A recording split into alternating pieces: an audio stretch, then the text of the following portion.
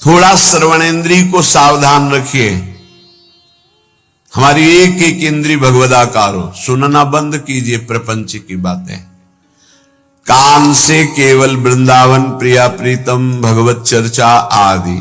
अगर आप गृहस्थ हैं, व्यवहार में हैं, तो उचित बात सुनिए, फिर राधा राधा। ना किसी की निंदा करिए, ना किसी की निंदा सुनिए। बहुत बढ़िया श्रवणेंद्रिय हो जाएगी।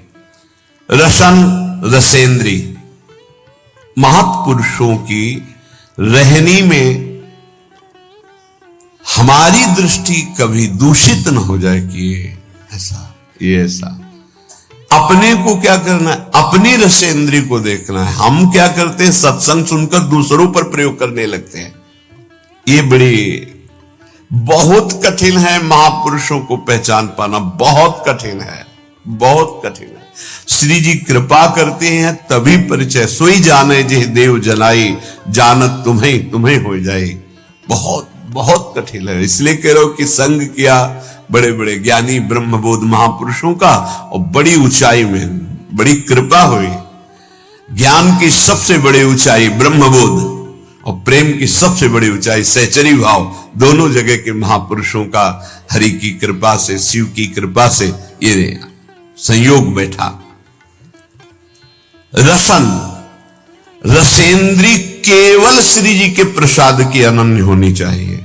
बस ये महापुरुषों में देखा है, केवल श्री जी को भोग लगाओ बस। कई बार देखा है गुरुदेव भगवान को, जिससे ऐसे कोई महापुरुष प्रसाद है सब कभी नहीं देखा। महाराज ऐसे रखते तो कभी नहीं। रसिक अनन्य, लाडली जू के अनन्य, बस लाज तीन लोकन की न वेद को कहो करे। जाके बल में सब सो तोरी, लोक वेद कुल काली। बड़ा अनन्य स्वरूप। एक अन्य मार्ग के अवलंबी है, लाडली कुंज में महापुरुषों से शिक्षा मिलती। प्रत्येक बैठे रहे महाराज जी, संभाषण तो करते ही नहीं थे। जहां कोई आता तो कहते पद सुनाओ, पद सुनाना शुरू कर। जब वो जाने लगे तो ऐसे महाराज जी से किया। महाराज जी 2 कदम पीछे हट गए। अयोग्य हूं शब्द थे, अयोग्य हूं। नहीं नहीं, आपका हमारा सौभाग्य होगा। फिर हटे, नहीं अयोग्य हूं। तो उनसे हमने इशारा किया महाराज। जब वो चले गए तो पूछा महाराज जी क्यों नहीं? उनका सब भगवत स्वरूप है, पर जो हमारी श्री जी की सेवा में नहीं, आलिंगन नहीं कर सकते। हमारा आलिंगन होगा तो हमारी श्री जी की सहचरी का ही होगा, अन्यथा बलिहारी अनन्य निष्ठा। कोई ऐसे बिरले अनन्य रसिक रसेंद्री, ये केवल श्री जी के प्रसाद का ही स्वाद ले, चाहे जल हो चाहे भोजन हो।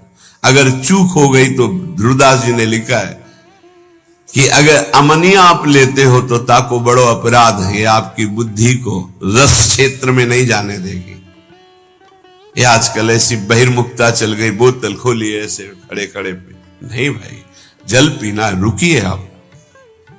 अगर आप वैष्णव हैं तो आपके पास झोली होनी चाहिए, गिलास होना चाहिए। आप ले लीजिए गिलास, उसको धोइए, जल भरिए, राधा वल्लभ लाल की जय, प्रभु जल पान कीजिए। भाव में 1 सेकंड लगता है, राधा राधा राधा पान कर लिया। पानी भी बिना अर्पित किए हुए, बिना नाम लिए पानी। अपनी तो पद्धति है कि जब भोजन के लिए बैठते हैं तो पहले नाम कीर्तन होता है, फिर आचार्य गुरुजनों की जयकारा होती है, तब प्रसाद पाया जाता है। चलो आप लोग गृहस्थ हैं, इतना समय नहीं है, तो एक बार तो बोल दीजिए राधा वल्लभ लाल की जय और भगवद अर्पित कीजिए, फिर पाइए। अगर आप ऐसे प्रसाद पाएंगे तो आपकी रसेंद्री सार्थक हो जाएगी। नहीं, फंसाए है रसेंद्री। कितने घृणित हैं, शरीर के अंगों को खा रहे हैं। वो जिसे कहते हैं, वो फोड़ के देखो क्या लिबलिबा भरा है, दलित दुरा है, उसको खा रहे। कह रहे हैं हम बहुत बलवान हो जाएंगे। अध्यात्म बल बड़ा होता है या शरीर बल बड़ा होता है? जीत के दिखाओ काम क्रोध लोभ मोह मद मत्सर को। ये भक्षा भक्ष खाने वाले जीत के दिखाओ तो तुम्हें महावीर समझे।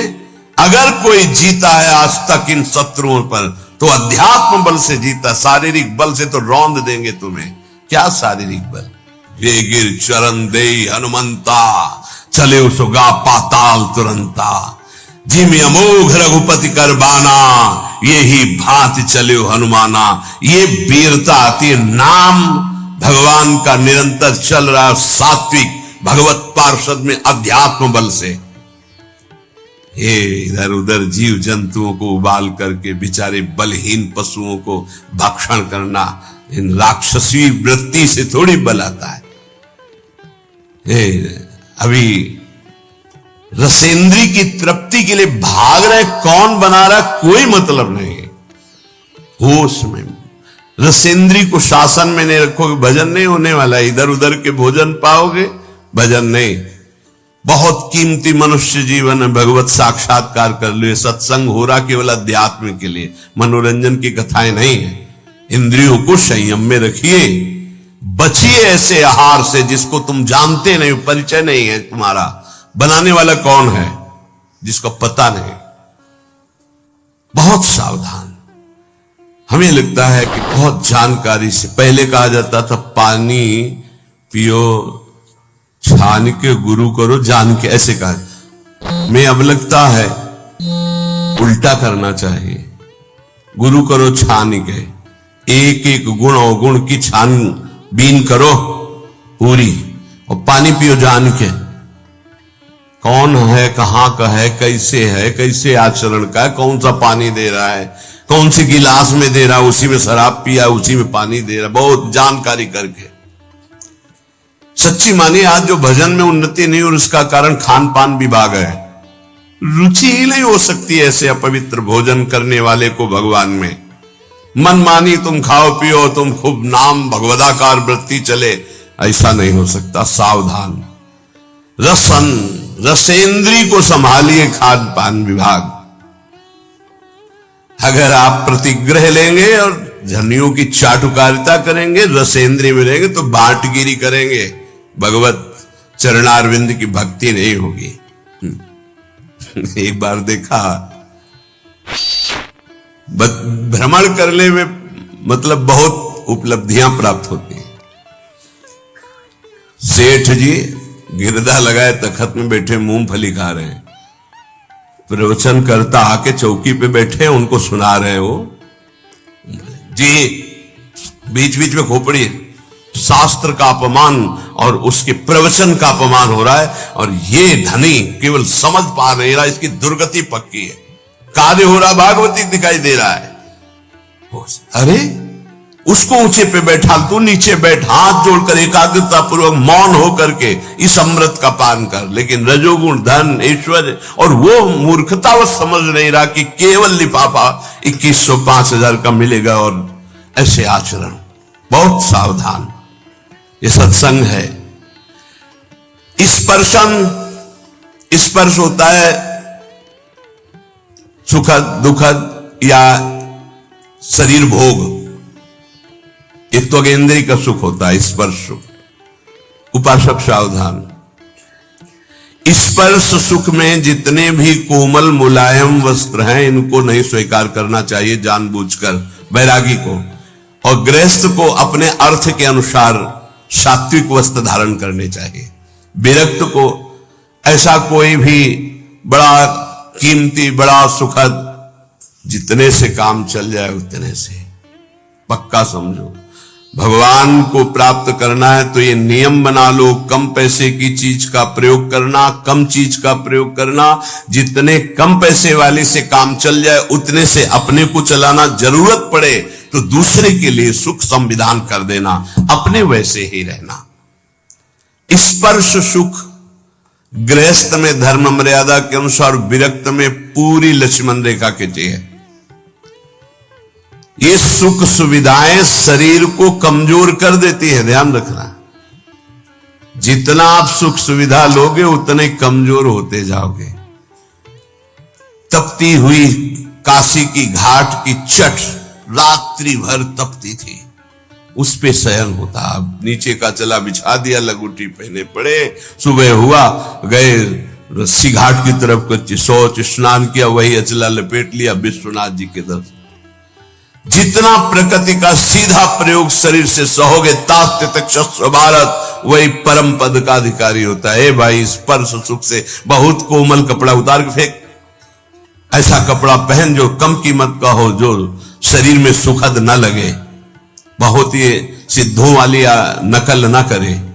साधक को शरीराभिमान जब तक नष्ट ना हो जाए तब तक ऐसा कोई वस्त्र, ऐसी बहुत कीमती, हाँ बहुत बढ़िया है। एक साधु के पास एक आर्मी के जवान थे, वो बढ़िया वो लाए थे स्वेटर, तो वो लाए स्वामी जी स्वेटर बहुत बढ़िया है, बोले टांग दिया, तो टांग दिया कुटिया में। दूसरे दिन आए, स्वामी जी स्वेटर कैसा था? बोले बहुत बढ़िया।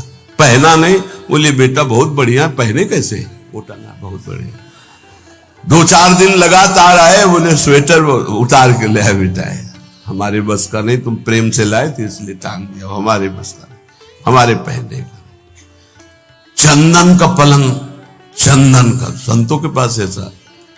राधा चरण दास जी 1, 2, 3, इस तीसरी पीढ़ी में, इधर से तीसरी पीढ़ी जो इस समय पूज्य श्री टटिया स्थान में महाराज जी विराजमान है, उनके बाद एक और उनके बाद जो उनके दर्शन किए, उनके समीप बैठे, उनकी कृपा हुई, श्री राधा चरण दास जी महाराज 2 पलंग लाए थे, एक मोहिनी ठाकुर के लिए।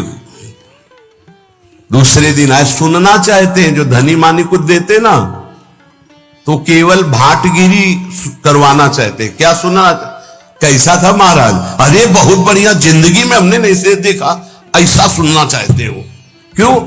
क्योंकि वो देहाभिमानी जन अपना यश कभी नहीं। साधु महात्मा जो भगवत मार्ग के पथिक हैं, भाटगिरी नहीं करते। आए दंडोत, जय जय। कैसा रहा पलंग महाराज? चंदन का है?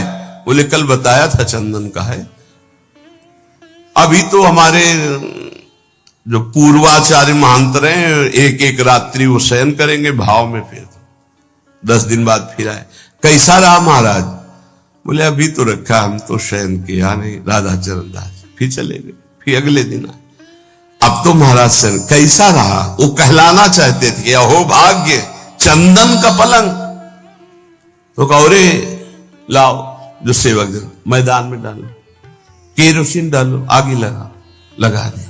ऐसा रहा और कहा दोबारा जो है चटिया स्थान में आप मत आना, राधा चरण दास जी महाराज। क्यों? ये संतों की रहेंगे। एक बार कोई बहुत बड़ी नृत्यांगना जो है गए, परिचय दिया गया कि ये अमुक हैं, बॉलीवुड में भी और ऐसे यहां के भी ऐसे। तो बोले नाचना चाहती हैं, तो बोले जानते हो किनकी सभा है? ये ललिता सखी की सभा है, जहां बिहारी जी नाचते। चल तुम्हारा कौन नाच देखेगा, जा यहां से। ऐसे भगा दिया। जो इस समय संसारी पुरुष जो है ना, साधुओं की भावना को नहीं समझते। यहां जब तक आप नाम जप नहीं करोगे, दैन्य नहीं होगे, तब तक आप श्री जी के सामने गा नहीं सकते। यहां जो गायन बजायन अगर आप एक पद गा लिए हो ना, तो महारानी जी की बड़ी कृपा है। श्री जी का नाम नहीं, गुण नहीं चल, ये नहीं। तो यहां स्पर्शन, श्रवणेन्द्री, रसेंद्री, ये बहुत ध्यान देने योग्य बात है कि अपने को अपनी महारानी जू, अपने लाल जू, बस दूसरी चर्चा नहीं। जो दैन्य होके आया रोवा वहां, तो हमने देखा यहां पास हो गया। अहम जरा सा किया, हाँ, जहां मान गुमान लकुट लिए ठारे डरपत कुंज बिहारी, वहां आप गा रहे हैं। ध्यान रखना, महारानी जू यहां विराजमान महारानी जू है। क्षण घ्राण में एक क्षण भी कोई सुगंध ऐसी मत सूंघना जो प्रियालाल को अर्पित ना हो। अभी आने लगेगा प्रियालाल के प्रति ठसक हमारे माई श्यामा जी को राज। ये कोई भी सुगंध श्री जी को अर्पित है। हाँ, ओ भाग्य, श्री जी को अर्पित नहीं है। नहीं, हमें नहीं ऐसी सुगंध सूंघनी जो हमारी प्रिया जो ने पहले स्वीकार ना किया हो। हमारी घ्राणेन्द्री पतिव्रत धर्म की तरह रसेंद्री, श्रवणेन्द्री, वाकेंद्री कौपीनवंता खलु भाग्यवंता कौपीन लगाए हुए हैं और पवित्र, परम पवित्र, ये जो प्रतिग्रह रहित तो वस्त्र हैं, परम पवित्र हैं, वो धारण। एक प्रार्थना है उपासकों से, जब तक आपका वस्त्र शरीर रक्षा के लिए समर्थ है तब तक दूसरा वस्त्र मत लो। क्यों लेते हो?